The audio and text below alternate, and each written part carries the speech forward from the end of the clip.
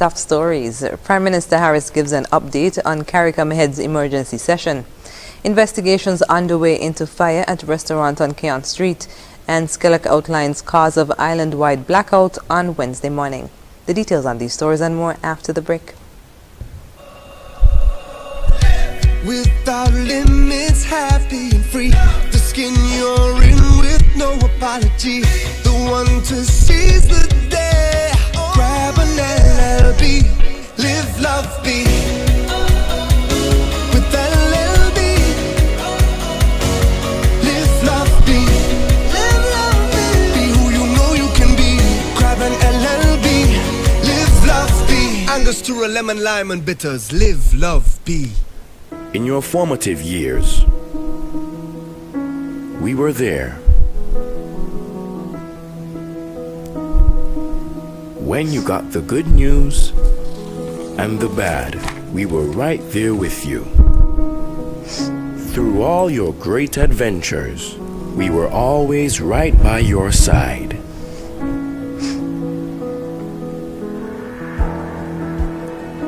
Now that life has thrown us a curveball, we are still here. And as we navigate this difficult period, the SKCCU will continue to be there for you and your family to help you through.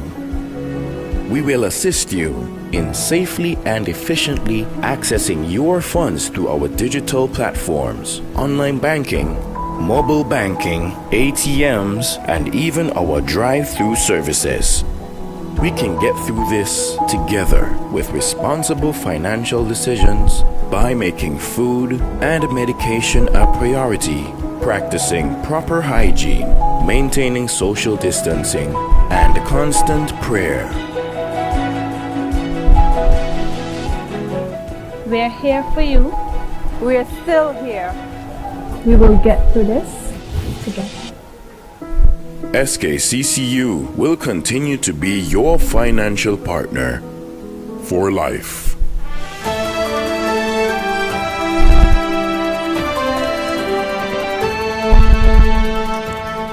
Hello and welcome to the ZIZ Channel 5 newscast. I'm Carla Berridge. CARICOM member countries, including St. Kitts and Nevis, will be taking a unified approach towards international lending agencies as the region tries to recover from the impact of the COVID-19 pandemic. This, according to Prime Minister Dr. the Honorable Timothy Harris, who in an interview with ZIZ News gave an update on an emergency meeting of CARICOM heads on Tuesday, focusing on economic recovery and transformation. Dr. Harris said the heads heard a report put forward by Barbados Prime Minister Honorable Mia Mottley on the findings of a committee who was tasked with determining the best way forward for the region. He said several proposals were listed to be discussed with international lending agencies, such as the World Bank, that would assist the region's recovery. Among them was special treatment to debt incurred in responding to the pandemic. Everyone comes to the government for concession, for relief. What that means, on one hand, the government is getting less revenue, and it is asked to basically do more, spend more, and to give up even the little that it has. It means then that you automatically will get into deficit. And how do you finance deficit? Only two ways: by your savings or by borrowing. So we are saying that we would want the international community to have a special carve-out for that indebtedness that is traceable to COVID-19 response, so that when people evaluate you, they don't come to the conclusion you're that high, it's unsustainable, we can't do business with you. Because that special carve-out will mean that they will treat that indebtedness not in the normal way. He also spoke about revamping the Vulnerability Index, which is used to assess Caribbean countries. What does the Vulnerability Index imply? By and large, that you can't just assess a country based on how well they are doing in terms of GDP growth. We can see that in the case of Dominica, or even St. Kitts to a lesser extent, a hurricane can come and all that you have are gone. You have to build back, as it were, from scratch. Contrast that if a hurricane were to hit Florida, then the rest of the states still be basically intact.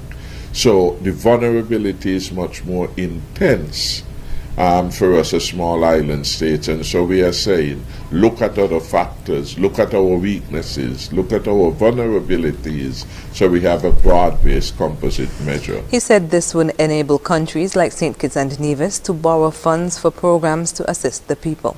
If these talks succeed, then it is quite possible that the governments of the region will be able to access more financing to do the things that the citizens and residents want them to do, and to access them on better terms. So you want financing to do your hard court, to do your sports development program, you want to get money to assist your entertainers, etc., on the most favorable terms. The conversations that are now being had and which will be put to the international community could provide the environment in which we are more likely to get positive results for our people. The Prime Minister said the next step is for the committee to meet with individual states to determine their precise needs. The fire department is investigating a fire that broke out at a Chinese restaurant on Keon Street on Tuesday night. According to Fire Chief Everett Ogaro, at about 9:23 p.m., the Bastia unit of the Fire and Rescue Services responded to a fire at a Chinese restaurant located east of the Bastia police station. After arriving on the scene, the officers observed that the fire was in the kitchen and were able to contain the blaze there. The report said kitchen appliances were severely damaged in the fire. The fire chief said the cause of the fire was a result of the gradual build-up in and around one of the deep fryers, which eventually led to a grease explosion. He said the restaurant was open at the time of the explosion, but no one was injured. The fire chief urged restaurant owners or persons who operate deep fryers to frequently and periodically clean them in an effort to avoid these incidences. By noon on Wednesday, the St. Kitts Electricity Company Skelec restored electricity to all feeders across the island following an island-wide outage that morning. ZIZ News spoke with Corporate Communications Manager at Skelec, Patrice Harris, who gave an update on the outage, noting that it was due to an issue at the company's power plant. At about 7:45 a.m. this morning, we would have had a failure in one of our switchgears at the power plant, which would have resulted in an island-wide power outage.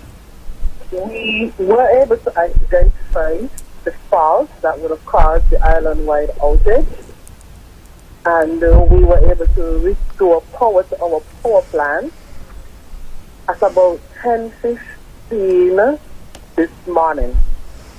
Ms. Harris used the opportunity to apologize for the inconvenience caused due to the outage and encouraged the public to follow Skelec's media pages for credible, timely information. And in other national news, former Prime Minister of St. Kitts and Nevis, His Excellency, the Right Honorable Dr. Sir Kennedy Alphonse Simmons, was among 14 people who received honorary degrees from the University of the West Indies, UWI, at its 2020 graduation ceremony on Wednesday. Sir Kennedy, who is the Federation's only living national hero, received the Doctor of Science degree for Public Service Leadership from the open campus of the UWI.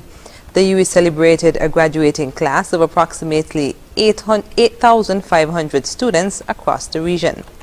In spite of the COVID-19 pandemic, the UWI graduation retained the tradition of recognizing Caribbean excellence through the conferral of honorary degrees awarded for a wide variety of fields such as music, theater, public service, medicine, agricultural science, and entrepreneurship, among others. The awards were approved by the University Council, which has sanctioned over 500 honorary degrees since 1965. After the break, Director General gives update on cabinet meeting this week, and Taiwan 2021 scholarships now open. Stay with us. Use your National Bank Visa debit card 5 times or more weekly for a chance to win a $500 shopping spree. Compliments of National Bank. So think twice the next time you want to use cash. Choose your National Bank Visa debit card instead, because you might be the next lucky winner. What's going on? Tony Frederick! You've just won National Bank's cashless SKN $500 weekly shopping sweepstakes. Use your National Bank Visa debit card every transaction for a chance to be the next lucky winner. I've just never won anything before in my life. Cashless SKN is our new lifestyle choice.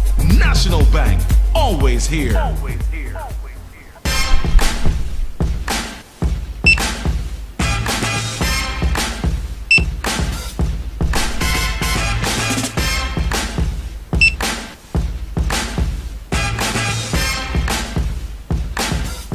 Here is how I pay my Flow bills using the MyFlow app in just 3 easy steps. First, I downloaded the free app from the App Store. Then, I opened the app and logged in with my Flow ID. I activated my Flow ID earlier for free at flowid.co. I clicked on the account number and watched the magic begin. All my bills and the info right there at my fingertips. Just confirm the payment amount, then card details, and that's it. No trips to town, no long lines, and no hassle. Flow is keeping me connected.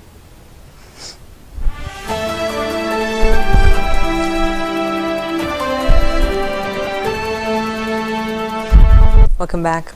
The Cabinet of Ministers met on Monday, January 11, 2021, at the Ministry of Finance Conference Room under the chairmanship of Prime Minister Dr. The Honorable Timothy Harris. Several issues affecting St. Kitts and Nevis were discussed, including the local, regional, and international statistics associated with the COVID-19 pandemic. Director General of the St. Kitts Nevis Information Service, Lesroy Williams, in a post-cabinet briefing said the cabinet was also updated on the COVID-19 monitoring app. Cabinet was informed that the rollout for the COVID-19 monitoring app is ready and will soon be employed to track and trace persons in quarantine and isolation. He said the cabinet was also informed of a decrease in the movement of cargo due to the COVID-19 pandemic. The Chief Executive Officer of St. Christopher Air and Seaports Authority informed the cabinet on the statistics relating to the movement of cargo into the Federation and stated that due to the COVID-19 global pandemic, the tonnage transported by air into the Federation had decreased by 14% and by sea 20%. The Director General also informed that Commissioner of Police Hilroy Brandy gave an update on the crime statistics, which indicate a 32% decline in crime for the same period last year. The Ministry of Foreign Affairs has announced that the Taiwan ICDF academic scholarships for those seeking to study at bachelor's, master's, and doctorate degrees in Taiwan are now open. Persons 18 years and older who possess high school diplomas or above should fill the following forms and submit them to the Ministry of Education on or before Monday, 1st March 2021. A completed application form to be completed online at web.icdf.org, as well as printed and signed, a copy of a passport biodata page, a copy of the highest level diploma and academic transcripts, 2 letters of reference, and any other documents specifically requested by the Embassy of Taiwan. Each applicant can only apply for 1 program at a time and must submit a separate program application to his or her chosen university. Each applicant should visit individual program websites, provide all enrollment application documents required by that university, print and sign, and mail it to the chosen university in Taiwan. Applicants' enrollment applications should be received by the universities they choose before the deadlines set by those universities. Original application documents must be authenticated by the Human Resource Management Department. Also, a complete set of original and authenticated documents and an additional Xerox copy of the documents are required. For further information, you can contact the Embassy of Taiwan at 465-2421. And finally, on the local scene, the Police Force's National Intervention Team kicked off their community engagement activities for 2021 by showing 3 residents how much they are concerned about their well-being through the program. The team decided to give a care package to Rhonda Warner of Sandy Point to assist with her transition into her new home. Ms. Warner, whose previous residence was in a severe state of disrepair, had a new house built for her and her children. The construction of the new house was made possible through the contributions of local business persons, as well as citizens and residents in the Federation and nationals in the diaspora. Joseph Gerald of St. Johnson's Village and Persephone Pike of Sandy Point, who are elderly persons in need, also received care packages. These persons were chosen based on recommendations from individuals in the community during the team's regular engagements. Head of the NIT, Inspector Rosemary Iles Joseph, said that the care packages continue to be funded internally, with each member of the team contributing to purchase supplies.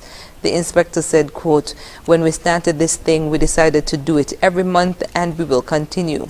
We give it to anyone within the community that is in need of assistance.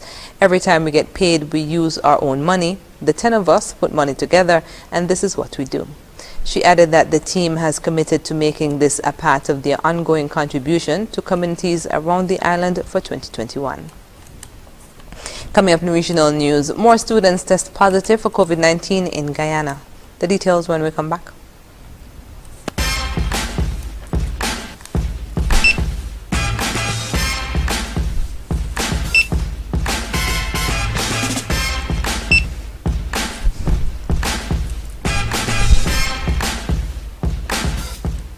Dr. Blake's General Dentistry and Orthodontics, located on South Independence Square Street in Basseterre, is the place to discover that perfect smile you have always dreamt of.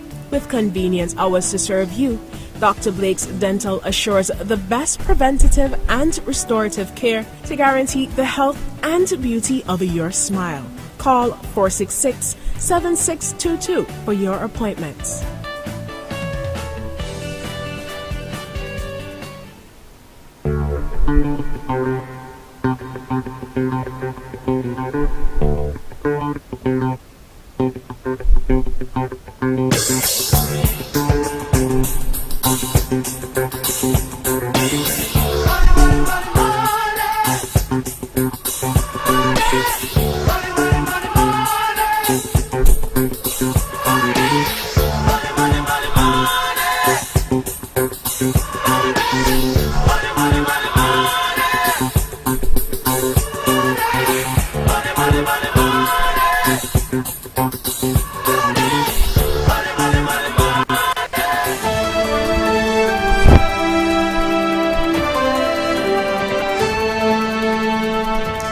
And we're moving now to news on the regional scene.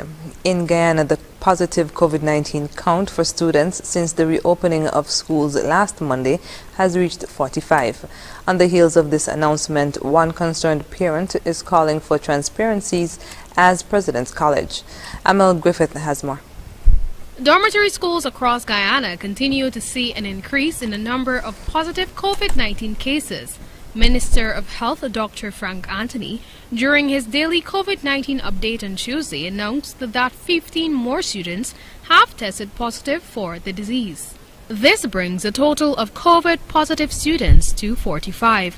When compared to the Christmas term, the minister stated that the number of students testing positive has not increased. However, this go-around, more teachers have tested positive. In an effort to quell the concern of parents, educators, and the populace by extension, Minister Anthony expressed that government is at this time able to effectively manage the situation at the affected schools.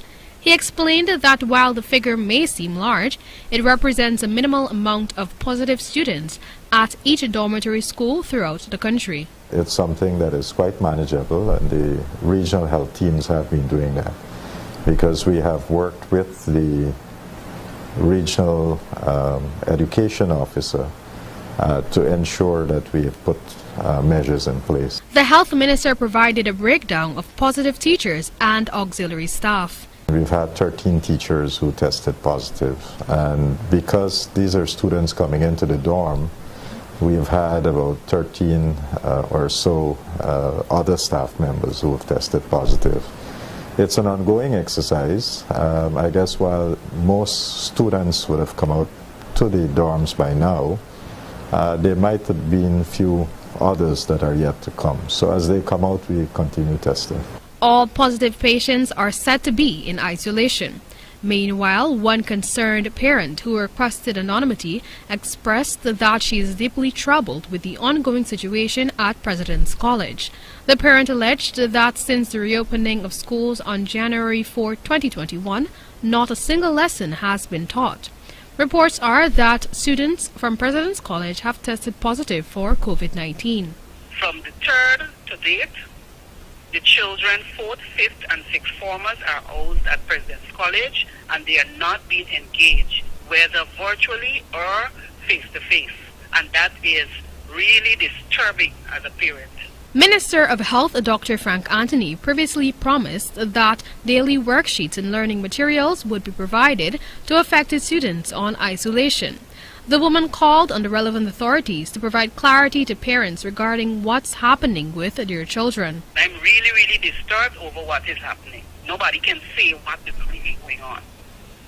I thought by the 3rd day they would have gotten back their results and then proceed by the Wednesday to school. We're going to another Wednesday. A week has almost passed, and nothing. That's not fair. That's not fair to us as parents. Nightly News has been able to confirm that teachers of President's College, after undergoing COVID testing, were advised to stay home. For the HGP Nightly News, I'm Mel Griffith. In Brazil, frontline workers have worked free for months while risking their lives. Euronews was given access to a hospital in Rio de Janeiro, the city with the highest per capita coronavirus death rate in the country. I don't even know how to count them. There have been too many people, too many. Dr. Victor Azambuja is talking about the patients he lost to COVID-19. Inside this dedicated facility, there were 2,603 coronavirus deaths last year, and that number includes healthcare workers. We lost many colleagues, many technicians and nurses as well. We didn't have enough people showing up for work.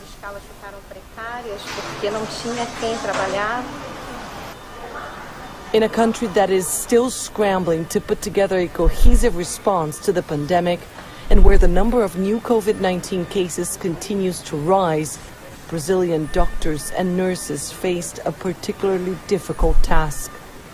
Like in other parts of the world, at the start of the crisis here, they reported not having enough PPE, medicine, or personnel to cope with the influx of patients. But unlike other countries, here, many had to fight their own fears to save lives while not getting paid. Some of the staff here worked over 6 months without receiving their salaries. Dr. Vasconcelos says a convoluted system of outsourcing contracts designed at a federal level to cut costs meant when many doctors and nurses fell ill, they could not afford to stay home. Many went to work with COVID-19, sick, with mild symptoms, because if they missed that shift, they would not get paid. Brazil is home to the most severe COVID-19 outbreak in Latin America. And despite the more than 200,000 lives claimed by the pandemic, politics and misinformation mean many here still dismiss the threat of the virus. Today there were 2 burials already that I saw. There may have been more. People I think they don't believe in it, but things are serious and they must take precautions. Back at the hospital, at least one patient was taken away while we filmed this report. An estimated 8 people die of COVID-19 here every day. When it gets like this, we just stand in silence because we've run out of resources. I have 20 years of experience in ER and ICU, and it's never been this hard. Annalise Borges, Rio de Janeiro, Euronews. Coming up, U.S. government carries out first execution of female inmates since 1953. We'll tell you more when we come back. Imagine having the luxury of putting all your trust in one insurance company and being able to enjoy a life to the fullest without having to worry. Well, don't imagine. National Caribbean Insurance is here to take care of all your insurance needs. Insure your life, vehicle, boat, home, belongings, and your future. At NCI, we make it our business to ensure that you enjoy every stage in life. We serve, we protect, we satisfy. That's NCI.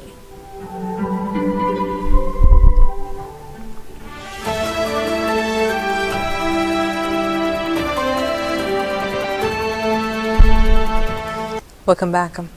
The U.S. federal authorities have executed a woman for the first time in almost 70 years. Judges overturned a stay of execution for Lisa Montgomery. She was convicted of killing a heavily pregnant woman and cutting the baby from her womb in 2004. The child survived. Montgomery's lawyers pleaded for clemency, saying she suffered from mental illnesses following years of abuse. Here's more. One of the few legal battles the Trump administration would win in its final days, the right to carry out the first federal execution of a woman in nearly 70 years. Lisa Montgomery was sentenced to death for strangling Bobby Jo Stinnett, a 23-year-old pregnant woman, in 2004, and cutting the baby from her womb. The crime was barbaric, but so too is the punishment, said Montgomery's supporters before her sentence was carried out. It is not about getting her out of prison. It's not about excusing the crime. It's about, explaining why it is that this is a situation where President Trump should exercise mercy. Montgomery's lawyers said her parents put her through years of sexual and physical abuse from an early age. The details of what she suffered as a child were horrific, including torture which led to her mental illness. Those who campaigned for her, including her sister, said the death penalty was too severe. So many people let her down. Yes, I started out the same way, but I went into a place where I was loved and cared for and shown self-worth. I had a good foundation. Lisa did not, and she broke. She literally broke. Throughout the world, capital punishment is in decline. In the United States, most executions are carried out at the state level. But since July, the Trump administration ended a 17-year hiatus and has been carrying out federal executions at an unprecedented rate. An urgent appeal in Montgomery's case for a stay of execution was overturned by the Supreme Court. Incoming U.S. President Joe Biden, who takes office in a matter of days, opposes the death penalty and is committed to reforms. Montgomery was 52. Her execution may give some comfort to Stinnett's family, ending a years-long case in which there appear to be only villains and victims. Zain Basravi, Al Jazeera. An important gathering of North Korea's governing party leadership has wrapped up with a commitment to further develop the country's nuclear arsenal. The party Congress outlined Pyongyang's policy agenda as it prepares for a change of leadership in Washington.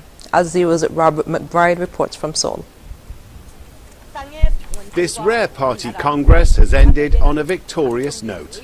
While leader Kim Jong-un admitted his country's economic failings in the face of international sanctions and the global pandemic, he presided over an event without face masks, supporting claims of being completely coronavirus-free. Kim also promised to develop more sophisticated nuclear weapons. We must do everything we can to strengthen our nuclear deterrence and develop the strongest military power. He also committed to developing new technologies like nuclear-powered submarines, seemingly a challenge to the incoming U.S. President-elect, Joe Biden. I kind of feel in some ways that those are, in the first place, aspirational, and in the second place, I think they're perhaps technologies that are being put on the table perhaps as a part of a bargaining strategy, in some sense saying, if you don't want us to develop these, maybe you should think about sanctions relief. This Congress also promoted Kim to the position of Party General Secretary, elevating him to the same level as his father and grandfather. While his sister, Kim Yo-jong, who has been gaining in power in recent years, received a slight demotion, possibly as a rebuke for the souring of relations between North and South Korea. But as the Congress drew to a close, Kim Yo-jong showed her continuing influence by attacking the South, calling the authorities here idiots for having allegedly hostile attitudes to the North. In his New Year address this week, South Korean President Moon Jae-in remained hopeful of reviving the summit diplomacy of the past few years that he largely instigated. 언제든 어디서든 만나고. Our will to meet anytime, anywhere, and even in a contactless way remains unchanged. But with just a week left of the Trump administration, both North and South Korea wait to see what direction the new Biden administration will take with their future relations. Rob McBride, Al Jazeera, Seoul. Enough lawmakers have cast votes to impeach President Trump, again in a historic first. The impeachment resolution charges Trump with a single article, incitement of insurrection, for his role in last week's deadly Capitol riot. Trump will stay in office and likely finish out his term because it takes a Senate conviction to remove him even after he has been impeached. Up next in sports, U.S. Olympic swimmer outed as part of pro-Trump mob in Capitol attack, and NHL star files for bankruptcy. Stay with us.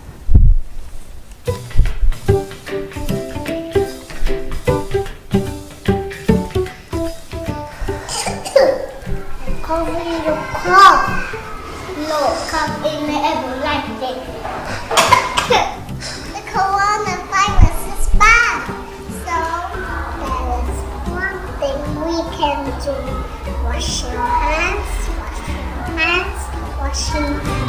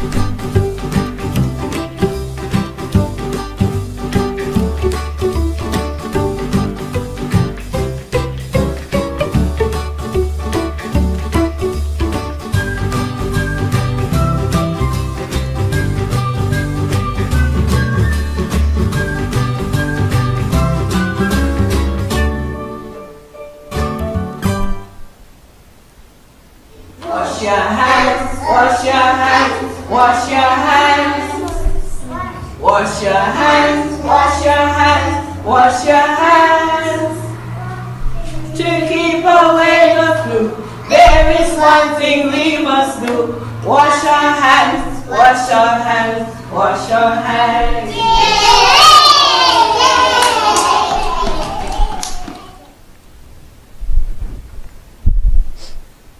Imagine having the luxury of putting all your trust in one insurance company and being able to enjoy a life to the fullest without having to worry. Well, don't imagine. National Caribbean Insurance is here to take care of all your insurance needs. Insure your life, vehicle, boat, home, belongings, and your future. At NCI, we make it our business to ensure that you enjoy every stage in life. We serve, we protect, we satisfy. That's NCI.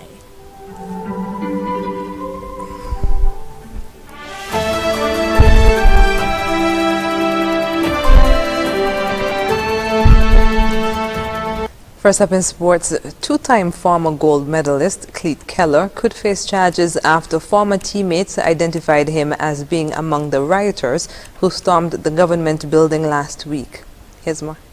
The FBI also tracking hundreds of others who stormed the Capitol, including names that shocked many.